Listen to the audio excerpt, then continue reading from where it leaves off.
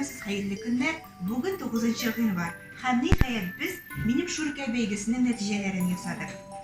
Эшләр бик күп килде. Без 43 төрле матур шүркәгә баедык. Карагыз, игътибар итегез. Безнең шүркәләр дөньясы хәзер. Һәр шүркә үзенчә матур. Һәрберсе үзенчәлекле. Һәм һәрберсендә сезнең кулыгыз һәм күңелегез җылысы сизелә. Катнашкан һәрбер укучыларга бик зур рәхмәт әйтәсебез килә. Яшерен тавыш бирү нәтиҗәсендә без 1-нче, 2-нче һәм 3-нче урынны билгеләдек. Рәхим итегез.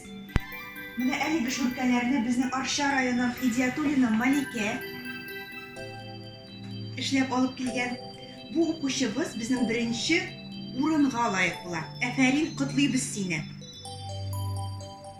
Әлеге шүркәне безгә Азнакайдан алып килделәр. Аның авторы Нәзилә Мөхәммәтшина. Әлеге шүркә уенчыгы 2-нче урынга лаек булды. Котлыйбыз сине. Һәм ниһаять Буадан килделәр менә мондый матур шүркәләр. Аларны Алинә Сәмитова ясаган. Укучыбызга 3-нче урын.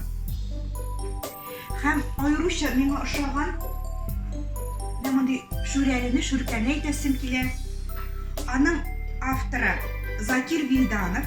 Ул Казан шәһәренең 112-нче балалар бакчасына йөри. Менә бу шүркәгә мин баш мөхәррирнең махсус бүләген бирәсем килә. Менә бу шүркә аны Леногорскта яшәүче Низамов Шамил ясаган. Безнең баш рәссамыбыз Әлфия Юсуповага аеруча ошады. Шуңа күрә бу шүркә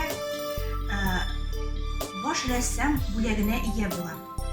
Шулай итеп, һәрбер укучы, һәрбер җиңүче үзе әйтелгәнчә, вәгъдә ителгәнчә бүләкләрне алачак. Без махсус шалтыратып хәбәр итербез уның турында. Һәр катнашучыга зур рәхмәтләребезне җиткерәбез. Алга таба журналыбызны укыгыз, билгеләрдә катнашыгыз. Һичшиксез сезгә дә бәхет елмаячак.